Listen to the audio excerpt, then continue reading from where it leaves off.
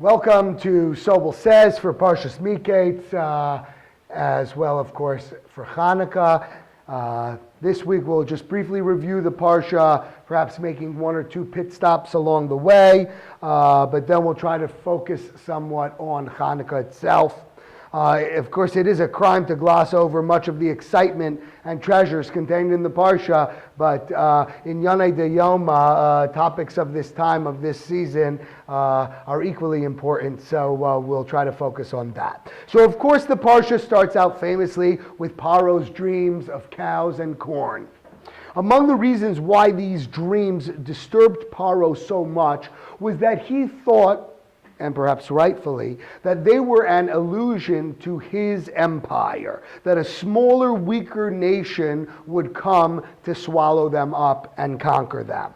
And although this did end up being the case many generations later, of course, when Bnei Yisrael is freed from Mitzrayim, it was, of course, primarily a precursor to the plenty and the famine that were about to ensue. However, there is also an obvious allusion to the story of Chanukah, where the few and small conquered the many and great. And of course, we know Parshas Mikeitz always comes out the week of Chanukah, so therefore there is an allusion to it right off the bat. Of course, we finally begin to see the purpose of Yosef's sale coming to fruition, what the whole purpose of this all was. The butler is forced to remember Yosef, even though he actively tries to forget him. It's amazing. Think of how few Jews there were alive at that time in the world, and yet there was such virulent anti-Semitism, which was created even by a few. So nonetheless, the butler tries as much as he can to forget that Hebrew slave, so he need not share with anyone the fact that he was the one that interpreted his dream correctly. But only once he starts to see that he may personally pay a price for not disclosing it, right? He was concerned that if Paro finds out that in fact he knew of someone who may have been able to interpret the dream and didn't come forth with that information, so therefore he finally chooses to disclose the existence of Yosef. You know, it reminds me of the incident in the Megillah when Achashverosh is trying to sleep and his advisors, he tells them to read from his book of Chronicles, and the Malach keeps turning the page to the story of when Mordechai saves the king's life, and they keep trying to turn to a different page. They don't want to read that story until eventually they're forced to, because Achashverosh says to them, "No, let me hear something," and no matter what they do, it keeps turning to that page. So it's only in those situations wicked people will resist till the last moment to do anything good, but ultimately God's decrees can never be ignored. So as we know, Yosef is then summoned, and it's actually Rosh Hashanah itself. That's the day in which he is freed, and just like that, he's catapulted into the king's court. And this is the source of the saying, Yeshuas Hashem keheref ayin, that the salvation from Hashem comes in the blink of an eye. In one moment, Yosef went from lowly slave prisoner to standing in front of the most powerful man in the world. The Gemara tells us that Yosef takes a haircut, which is very controversial halachically and is debated hotly by the halachic decisors and commentators, since, as we mentioned, it was Rosh Hashanah, but we're not going to discuss that element at this time. And then, of course, he interprets Paro's dreams. A careful reading indicates the incredible humility of Yosef, who at no point takes credit for his skills and at all times attributes them exclusively to Hashem. From here we learn the secret to preventing ayin hara. If you attribute all your gifts, assets, talents, etc. to Hashem, right, that doesn't mean to deny them. It's not to lie. That is not humility. It's to acknowledge them, but to acknowledge that they all come from Hashem, then you will be immune from ayin hara. No, Dorothy, it's neither red shoes nor red bracelets that prevent it, but rather simply by acknowledging the source of that which we have makes it impervious to the evil eye. And this is why the Torah says in Parshas Vayechi, in describing Yosef, it calls him Ben Porat Yosef. A charming son is Yosef, which is the equivalent for Sfardim of Bli Ayin Hara. Sfardim say Ben Porat Yosef, which means basically Bli Ayin Hara, because Yosef stood for the proposition of being immune to Ayin Hara because of the way he acknowledged that everything he had specifically came from Hashem. Then Yosef offers the solution to the dreams, unsolicited no less. We're not going to focus on that today, but that was an extraordinarily, almost chutzpahdik thing to do. He's asked to interpret them, and in the same breath, he offers a solution, though none had been asked for. And this puts the idea in Paro's head to appoint an all-powerful viceroy to oversee all the preservation and distribution of the grain. And of course, as we well know, he appoints Yosef to do that. Yosef then marries Asnas, who the Torah refers to as the daughter of Potiphar, but the Medrash tells us was actually the daughter of Dinah. Yes, Yosef's aunt Dinah, the child of her union with Shechem. After Shechem rapes her, she becomes pregnant. They have a child, a daughter, and that is who Asnas is. And it's interesting to see how the powerful took liberties even 4,000 years ago with those who they perceived as less powerful than they. That is what Shechem did with Dinah. Nonetheless, Yaakov hides the child. Okay, she has this daughter. Yaakov hides her because he's very fearful of what the brothers may do. As we know how the brothers, specifically Shimon and Levi, reacted to the whole incident. So Yaakov becomes concerned that they may do harm to the child because, of course, the father was Shechem. Therefore, Yaakov makes an amulet for her in Lashon HaKodesh, which we'll call Hebrew, but of course, as we understand, Lashon HaKodesh is what the Torah is written in, not to be confused with modern day Hebrew. So he writes it in Lashon HaKodesh, saying that whoever marries her should know that his descendants will be of the house of Yaakov. That's what the amulet says. Now the problem is, okay, so then the Medrash tells us a malach then brings her down to Mitzrayim and manipulates it in a way, since Potiphar and his wife did not have any children. We'll pass on what Potiphar's preferences were, but nonetheless, they do not have a child, and the malach brings this child to them, whom they adopt. The problem was they did not know how to read Lashon HaKodesh, so they did not understand what the amulet meant, what it said. But they kept it on her all the time, and she herself as well did not know the interpretation of these words that were written on the amulet. When Yosef becomes the viceroy, and as the Torah discusses, they made a whole parade for him, right? And all the women came out stretching to see him, fawning. He was the first rock star in world history, and as we know, he was magnificent looking, and all the women wanted to catch a glimpse at him, and they were all throwing different things at him, flowers, etc., to get his attention in the hopes that maybe he would be interested in marrying them. Asnas has nothing other than this amulet with her. She is smitten with Yosef, and she throws the amulet towards him, which gets his attention. Yosef picks it up. Now he, of course, could read Lashon HaKodesh, and he sees what is written on it. And he understands precisely that this is to be the woman that he marries, because, of course, she is none other than his niece. And so he does, and he does marry her. And what's important about that, just so you understand, is the fact from here we see Potiphar did not believe his wife.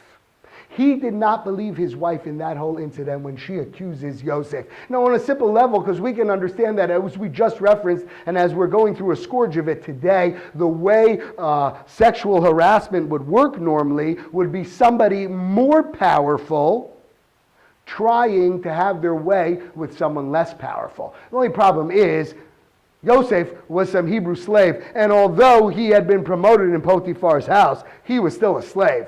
Potiphar's wife, on the other hand, was a very powerful person. So it would not make any sense that he would be trying to take liberties with her, since she was by far the more powerful person. Nonetheless, Potiphar, to show that in fact he did not believe his wife, gives his daughter to Yosef in marriage. Now, if you contemplate that, if in fact Potiphar believed his wife, he would never have offered up his daughter in marriage. Therefore, what ends up happening is, specifically to show his confidence in Yosef, he offers up his daughter.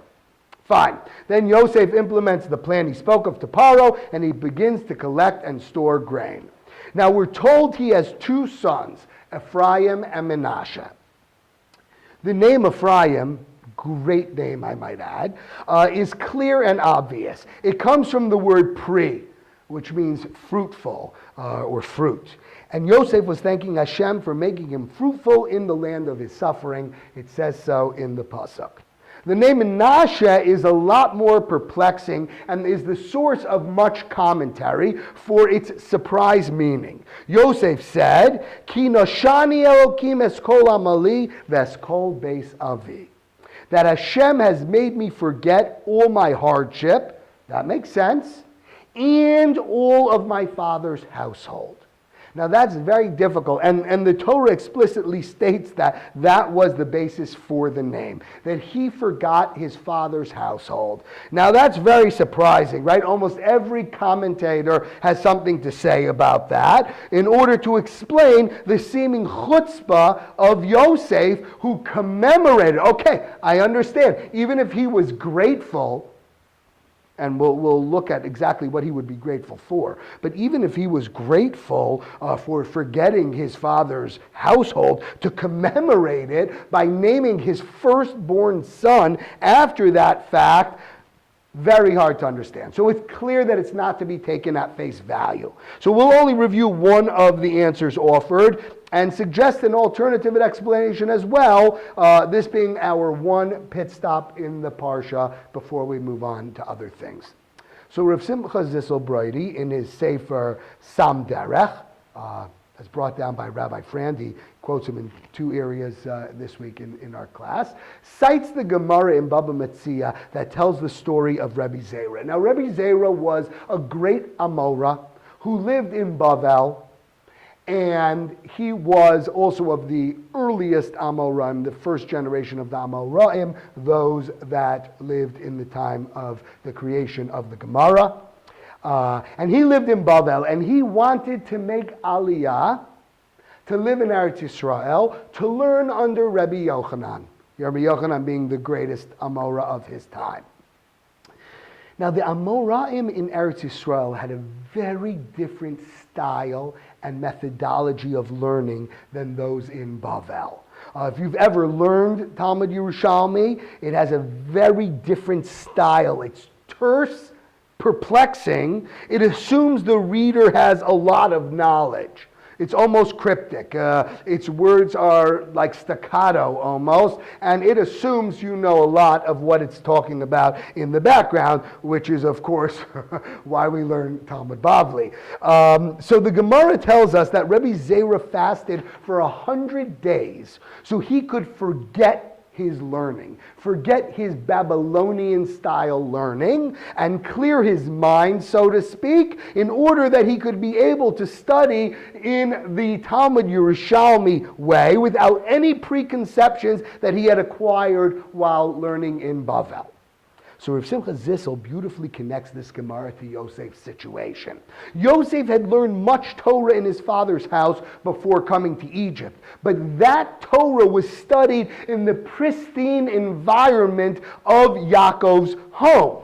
However, and we've spoken about this many times before, he knew that that type of Torah wouldn't fly in the corrupted land and environment of Egypt, right? That was the kind of Torah, when you're in yeshiva and you're sitting all day learning, that was the appropriate type of Torah that for that situation that he had learned. But in order for him to maintain his value system and Torah knowledge whilst in Egypt, he needed to forget, as Rabbi Zera did, the Torah he had learned in his father's house. And therefore, Yosef prayed to Hashem for the insight and wisdom to adapt to his new surroundings with a new spiritual approach. In order for him to do that, he needed to forget his father's household. Hashem answered his prayers, and Yosef was able to maintain his spirituality and Torah in that much rougher environment. Thus he named his son Menashe as thanks to Hashem for allowing him to employ a different approach and forget his father's household, or rather the Torah he had learned in it. And I wanted to add that was very similar to that which Yaakov did before heading off to Lavan. As Yaakov left his father's house, we know, and we've referenced it in our class a few weeks ago, that he learned at the yeshiva of Shem Ve'aver for 14 years in order to learn Gullus Torah, Torah that would assist him in his survival in Gullus. And that was the only way that he could survive with Lavan around. And yet another striking parallel between the lives of Yaakov and Yosef. As we know, unfortunately, we had no class last week, but in Parshas Vayeshev, it starts out, Ele Toldos Yaakov, Yosef. These were the generations of Yaakov, Yosef.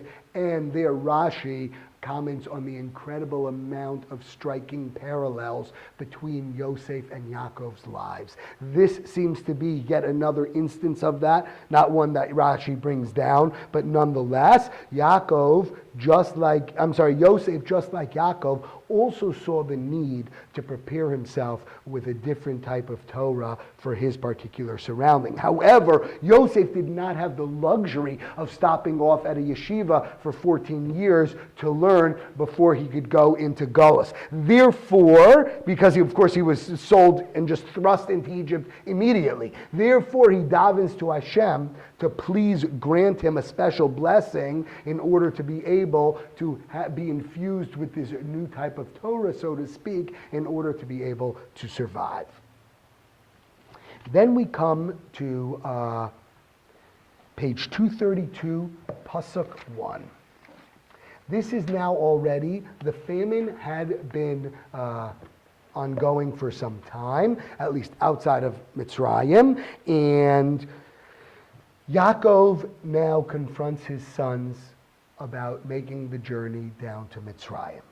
And it says, Vayera Yaakov ki yesh shever b'Mitzrayim, Vayomer Yaakov levanav lama tisra'u. Very famous pasuk. Yaakov perceived that there were provisions in Egypt. Yesh shever b'Mitzrayim, translated on a simple level, means that there were provisions in Egypt. So Yaakov said to his sons, why do you make yourselves conspicuous?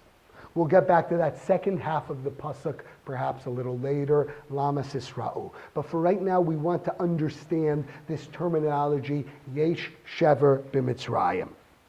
So Rashi notes something very interesting. Yesh Shever b'Mitzrayim. Umahu Vayira.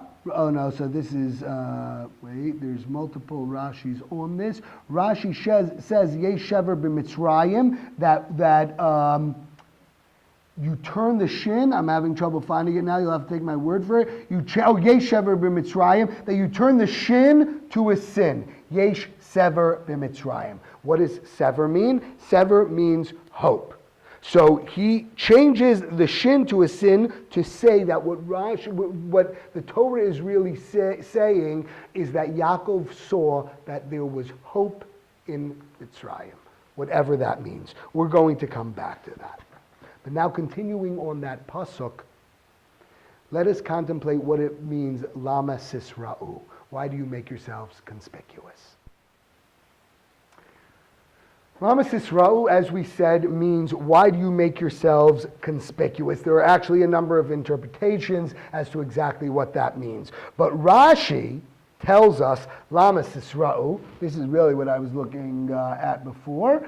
Lama Sira'u atzbechem b'fnei b'nei Yishmael b'nei Esav, Seveim, Ki ba'osa sha'a adayin aya lehem tevua. Rashi says that Yaakov was saying to his sons, why do you make yourselves conspicuous in front of the sons of Yishmael and the sons of Esav to show that you still have food? Because in fact, at that time, Yaakov and his family did still have food. So it's a very curious Rashi. The Ramban actually questions Rashi's comment, for starters, by saying that Bnei Yishmael and Bnei Esav did not live in the same land of Canaan near where Yaakov and his sons were. So how could it be that they would be showing off that they have food in front of them? So the Ramban goes on, he gives his own answer, but he then goes on to defend Rashi's statement by saying that perhaps the sons of Esav and Yishmael also needed to travel down to Mitzrayim in order to be able to get provisions, and therefore, logically, they would pass by way of Yaakov and his sons, and therefore, they would then see that Yaakov and his sons still had plenty of food, and they were not suffering, and that would be a problem because you know what would happen?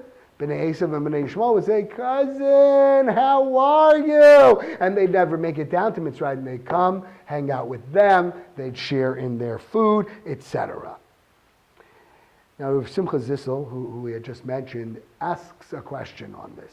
He said, how is it possible that the grandson of Avraham Avinu, who was known for his chesed, who was known for inviting everybody to his table in order to enjoy his bounty, how could it be that already by his grandson Yaakov, he has such a stingy attitude? Let's not show off to everybody else that we still have food, because we then may end up having to share some of it with our cousins, and we don't want to do that.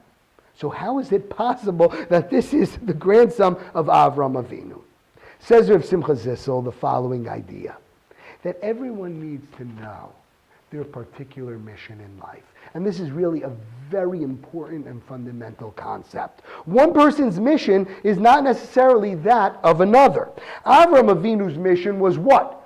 To bring the concept of monotheism into the world. To be Mekarev people, so to speak, in order to bring them closer to God, in order to make them aware of God and that there is one and only one God. Therefore, in order to be able to have that kind of impact on people, he needed to be able to have an open house, so to speak, where everyone was invited, where he could constantly interact with many different strangers who became his guests, who he was then able to influence about Hashem too. And therefore, he had an open door policy. Everybody was invited. However, that was easy because guess what? He had no children at home. So he could have as many dregs of society as he wanted at his table because he did not need to worry about the atmosphere. Yaakov Avinu, on the other hand, of course he was a man of chesed. It goes without saying. But his primary mission was very different than Avraham Avinu. His mission was to raise 12 righteous sons to be the progenitors of the entire nation of Israel. If that's what his mission was, then he needs to go about it in a very different way than his grandfather Abraham. He could not have all these different types of people in his home influencing his sons if his primary mission was to make sure to raise them unscathed. And therefore, he could not have the sons of Yishmael and the sons of Esav coming on by and having some meals with them, because that would introduce his children to an impure environment, which would then undermine his very mission. The Mesilas Yesharim's opening line, actually, is that a person must know what his duties are in this world. Ma chovaso be'olamo. Chovaso, what his duties are in this world. The Mesilas Yesharim does not make it an absolute statement. It doesn't say to learn what the duties of man are in this world. We are to learn what our duties are in this world. The idea was that Avram's mission was to bring all these people into the fold. And therefore, he needed to have, as it said, a tent that was open on all four sides. He was taking all comers because his purpose was to be makarev them. Rav Simcha Zissel actually says something somewhat radical. He says that is the reason why Avram and Sarah could not have a child till they were much older. Avram is 100 and Sarah is 90. Why did they need to wait so long to have a child? The answer is because had they had Yitzchak when they were much younger, they never could have fulfilled their mission. Because then they would need to deal with the conflict between giving Yitzchak a proper environment and being able to have an open house so everybody could come. And it was precisely for that reason that the first 100 years of Avram's life and the first 90 of Sarah's had to be without children. So they were free, they were unfettered to be able to bring in every type of person into their home in order to influence them. And Rav Simcha Zissel goes on to imply that once Yitzchak was born, the tents closed up. It was no longer open on all four sides. At most, maybe one door was open, and that way Avram could filter who was coming in. Because now that he had Yitzchak, his mission shifted somewhat. Now he needed to focus on raising Yitzchak in a proper environment. We see from there that we need to be aware of what our particular mission is. What his mission is not what mine is. We have two separate things based on our skill set, based on our abilities.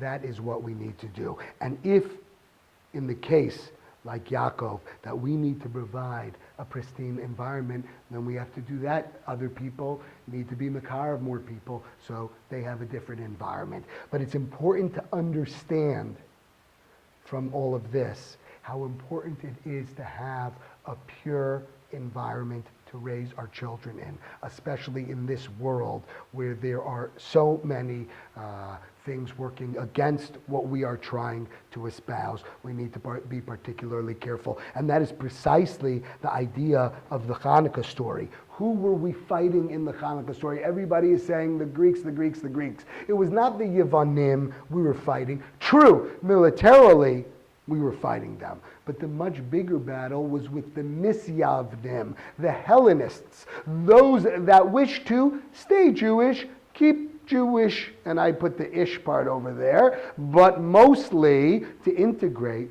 to be like the Greeks, to love the body, to love the physical. That was their whole goal. The reason why the miracle of Chanukah is with oil, as opposed to any other substance, is because oil is a product that when you mix it with other liquids, it stays by itself. It does not mix well. The oil and the water, they stay separate. So even oil, even when it's integrated with other liquids, it still learns how to stay separate nonetheless. That is the lesson we learn from Yaakov as well as from the story of Chanukah. In any event, let's now return to the curious interpretation of Rashi on the words Yesh Shever b'Mitzrayim, which is translated as there were provisions in Mitzrayim, but which Rashi tells us means that Yaakov saw that there was still hope in Mitzrayim. Why? Why hope? Why is the Torah telling us that Yaakov saw that there was still hope in Mitzrayim? So Yaakov was aware that no one or no slave had ever escaped Egypt before. It was the Alcatraz of its time. If you went in there as a prisoner, you never came out.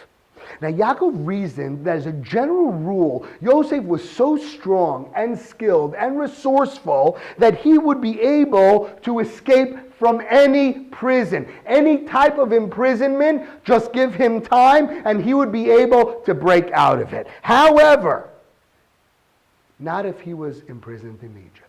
If he was imprisoned in Egypt, that was a force that even perhaps Yosef could not overcome.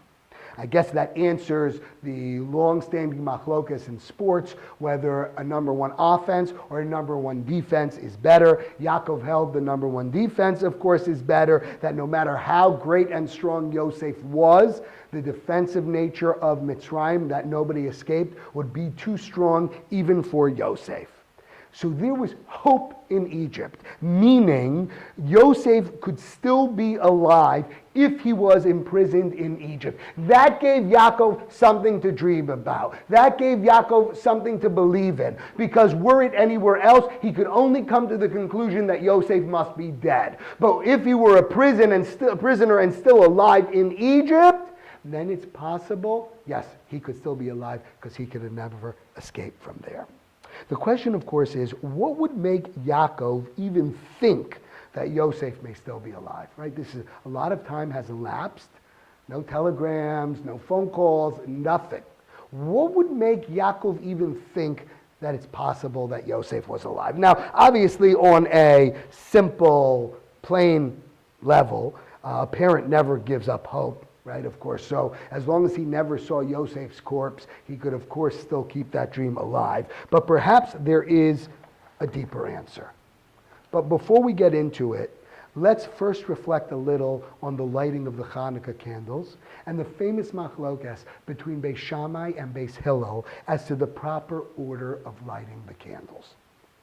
Beis Shammai tell us that we should light 8 candles the first night, 7 the second, and so on and so forth until the final night we light just 1 candle. I know that just feels anticlimactic. Forget about anything else, right? I mean, there's nothing like that 8th night of Chanukah when all the candles are lit. That's magnificent. And it really is leading up to that. To get that hoopla on night 1 and then be going down, I don't know, it would just feel a little bit depressing. But that's not why that's not why Beis Hillel argues with them. Beis Hillel, on the other hand, of course, as we know, and that's the way we paskin, tell us on the first night like 1, second 2, so on and so forth.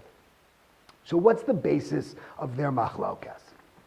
So it's fascinating, actually. Beis Shammai tell us that their position is based on the following idea. Now, there is only one other 8-day holiday in our calendar. Pesach is really a 7-day holiday. In Chutz La'aretz, we keep 8 days. But in Israel, and I guess those that travel to Israel also only keep 7 days. We'll keep that for another time. But nonetheless, the only 8-day holiday is Sukkot. And even that's not really an 8-day holiday. It's a 7-day holiday. And then we have what is known as Shmini Atzeres, which is the 8th day of the holiday. It's in many ways considered a separate holiday, but of course it's attached to it. So for many purposes, we consider them as one.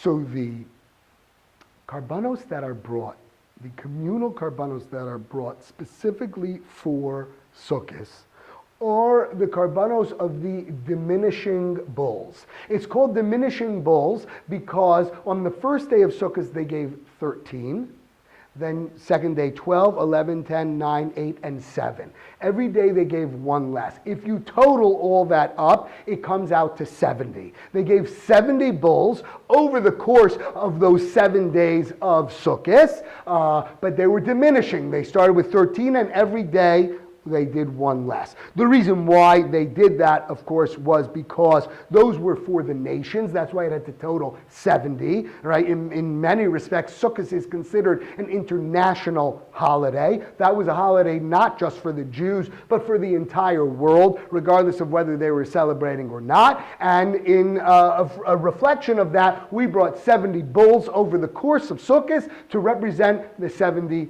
nations.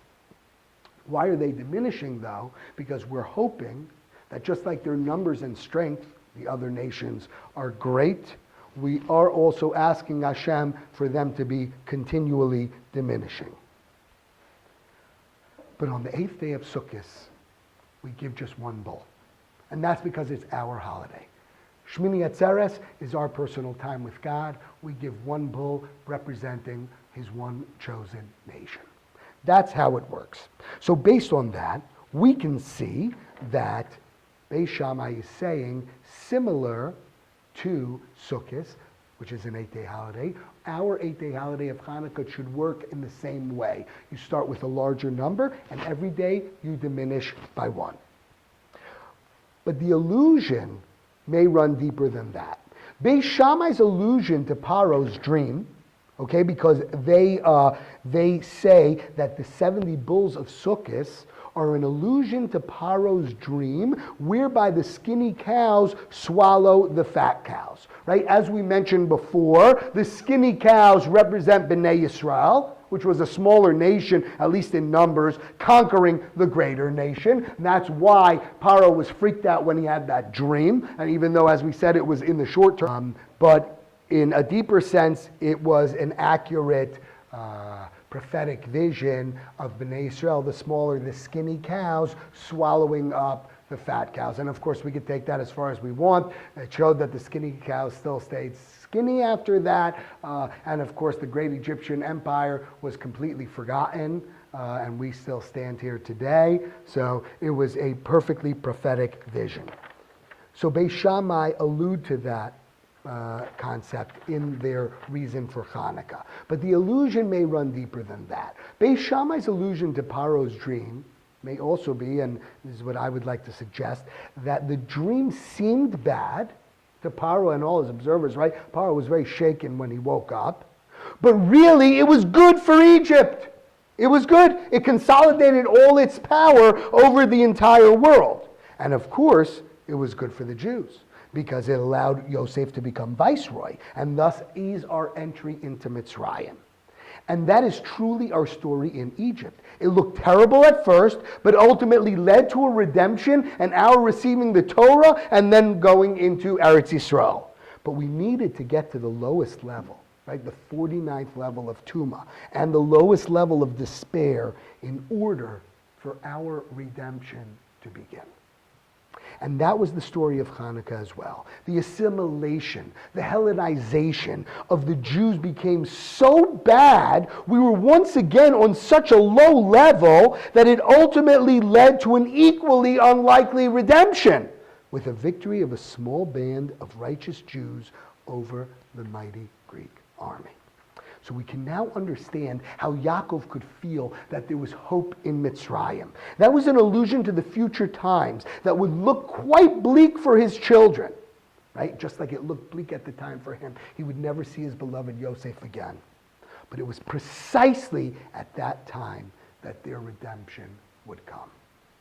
And perhaps we can suggest that Beis Shammai are alluding to Paro's dream of cows and the concept of going down before we can go up, when they suggest that we light candles starting at 8 and going down to 1. It is an allusion to the future and a sign of hope that yes, we will go down. Things will look bad, but ultimately we will diminish, go down to 1 before we can have a redemption. So it's in fact a very positive message, even though we don't paskin like that. We need to go all the way down to the bottom before we go up. We say you need a Yerida before an Aliyah. Sometimes we need to go all the way down before we can go up. By contrast, Beis Hillel says we start with 1 and go up to 8. Their idea is also based on hope and striving, that today we are low, but tomorrow we'll be higher. And that's even when it looks impossible. They too were perhaps focusing on a pair of dreams as well, only not the ones of Paro in this week's Parsha, but the pair of dreams that Yosef has in last week's Parsha. We did not have a chance to give the class last week, so we didn't go over them. I think we all know them very, very well. We're just going to touch on them briefly to understand a lesson that we can extract from them. Obviously, there was great dysfunction in the relationship between Yosef and his brothers, which is why it's surprising that Yosef chooses to relay to them dreams he's been having that involve his ruling over them, right? That's like bringing up at the Thanksgiving table when everybody gets around, or obviously for us, the Yontif table, if you already have some tension, you never want to bring up stories about dreams you've had that involve you dominating everybody else. It's probably a big no-no. Meals don't end that well when you break that stuff out. And sure enough, it did not end well, or at least it started not to end well, when Yosef shares his dreams with his brothers. Now, many commentators speak about this. Okay, we're not going to focus on that specifically, why he would possibly tell these over when there was so much hatred in the family. But let's just focus for a moment on the brothers and Yaakov's reactions to when Yosef tells them the dreams. It's a very rarely focused on reaction, and I think it's very important to look at it because I think we can gain some great insight from it.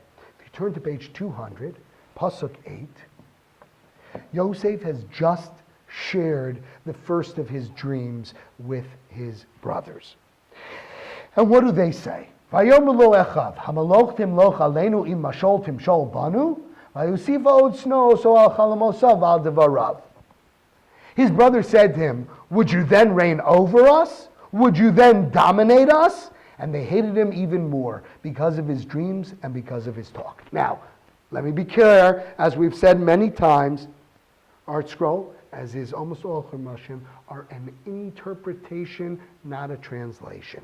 And that's important to understand because there's something you probably know, but I will repeat it nonetheless. And that is, there's no punctuation marks in the Torah. So when a pasuk has question marks in the middle of its interpretation, we are relying on the fact that somebody is interpreting this as a question. But we don't know that for sure because there are no punctuation marks in the Torah. What I'm about to point out to you will make you feel even stronger about that point in a minute. But nonetheless, he tells them the dream, and his brothers ask the question, will you dominate us? Will you rule over us? But guess what? There's no response from Yosef. Next pasuk says he dreamt another dream, pasuk 10, and he related it again to his brothers. So where's his answer? They asked the question. The Torah felt it was important enough to quote their question, but yet we have no response from Yosef. So in fact, because of that, most commentators, or those that are ascribing to this interpretation, will tell you that the brothers were responding to Yosef rhetorically. They were asking it in a question form, but in fact, they were responding rhetorically. What, you think you're going to dominate us? You think you're going to reign over us? A rhetorical question, one that doesn't require a response. Fine, that works. Then what happens? Yosef tells over the second similar dream. Only this time he includes his father in the audience. Now, let's look at the pasuk. You're going to be fascinated when you see this. I mean, you need not break out a chumash, but if there were a time, this would be it, because it's fascinating to see how the Torah writes it and how we choose to interpret it grammatically with punctuation. Next one says, right, he dreamt the second one, and he tells them it was sun, the moon, and the 11 stars. Only now he broadens his audience. He chooses to tell this to his brothers and to his father. And his father scolds him and says, what is this dream that you have dreamt? Are we to come, I and your mother and your brothers, to bow down to you on the ground? Final pasuk. So his brothers were jealous of him, but his father kept the matter in mind. Now what's interesting about that is, as we said, there's no punctuation in the Torah. Now if you look in pasuk 8, when they have those question marks, if you look in the Hebrew, there are no question words in that pasuk. There's no ma, lama, masai. There's no words that we use in the context of a question, yet we interpret it in a question. Would you then reign over us? Would you then dominate us? In this pasuk, amazingly, this pasuk does have a question word. What is this dream that you have dreamt? That sounds like a question. Yet what is it interpreted as? With an exclamation point at the end. What is this dream that you have dreamt? Exclamation point. I don't understand. The first pasuk has no question type words in it. And yet they translate it as a question. This pasuk has question words. What is this dream that you have dreamt? Yet, the interpretation has an exclamation point. I don't understand. How do they come to that conclusion? And again it says, Havon avo ani v'imecha, which does not have, at the end of that pasuk it says, are we to come, I and your mother and your brothers, to bow down to you on the ground? Again, they put a question mark on that one, but it doesn't have any question words in it. So it's very curious. And again, they use it, why? As a rhetorical question. So why all this flip-flopping and inconsistency when it comes to the translation of these statements? Why do the ones that have question words in them in the Hebrew text have an exclamation point, and the ones that have no question type words in the sentence in the Hebrew have question marks at the end of them? But before we answer, let's look at the last part of the last pasuk that we quoted. It says, "Va'aviv shamaris hadavar," that his father kept the matter in mind. And that's how they interpret it. But what does Rashi tell us? Very famous Rashi. Hayav mamtin umitzape masai yavo. He was waiting and anticipating for when it would happen. When it says, Va'aviv shamar Dvar, he wasn't keeping this in mind. Yaakov believed it full hook, line, and sinker.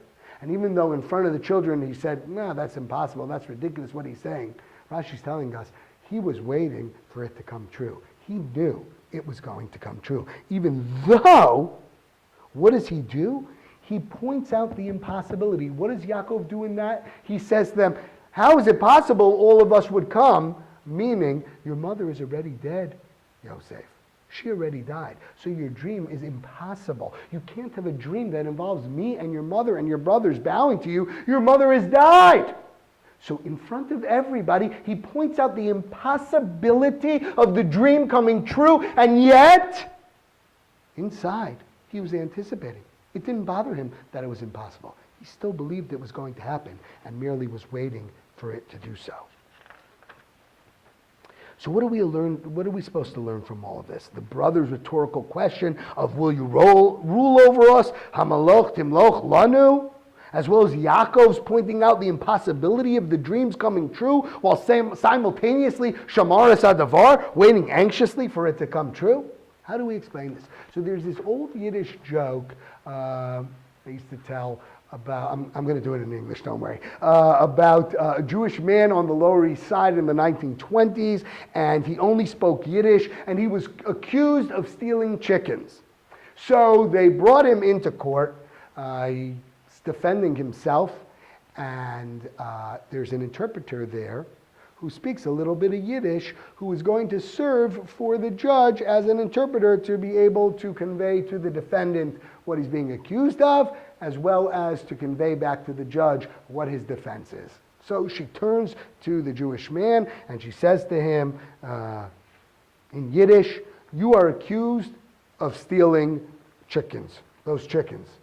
To which the Jewish man replies back angrily, I stole the chickens? And she turns to the judge and says, he said he stole the chickens.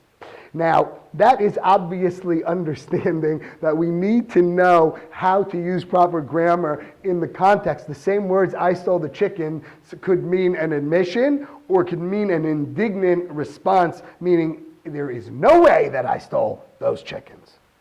So the brothers thought, and then this could explain why we have all these grammatical issues here. The brothers thought they were asking a rhetorical question because in truth, even though there's no question type words in that pasuk, it makes perfect sense the way that pasuk is interpreted, because just like the Jewish man, they're not saying a statement, they are asking an indignant question of a rhetorical nature. They said, Hamloch timloch lanu? Will you rule over us? They thought they were asking a rhetorical question. But in fact, it was a statement. In reality, it was a prophecy. Hamaloch timloch lanu. You will rule over us. That's all the pasuk says. There's no question marks. So it could be we interpret it as a question mark because that reflects what the brothers were thinking. However, the Torah is telling us it was a prophetic statement. They were saying, Hamaloch timloch lanu. You will rule over us. Yaakov understood that. Yaakov fully understood that. And even though it seemed like an impossibility, he waited. He pined for it to come true. And it did. Yosef did the impossible. Even when he presented a situation that seemed impossible, nonetheless, he accomplished it. And if we think things look bleak for us now, spiritually, and with all the terrorism abound physically too, then just think about Yosef. Think how bleak things looked for him, physically in that jail and spiritually all alone when he was sold into slavery. But he did not waver. Against all odds, he made it. And the Maccabees, has there ever been a greater victory against all odds? Again, both spiritually and physically, a small band of religious Jews taking on not only the mighty Greek army, but also the very powerful assimilationists that were all around them, the Hellenists. They too did the impossible. And in both cases, how did it happen? By not compromising, by fighting or standing for what was right and correct, regardless of odds, regardless of popularity. And so as we encounter all of these spiritual and physical challenges that come from the outside as well as from within, just like Yosef against his brothers and the Egyptians, just like the Maccabees against the Hellenists and the Greeks. Let us remember Yosef.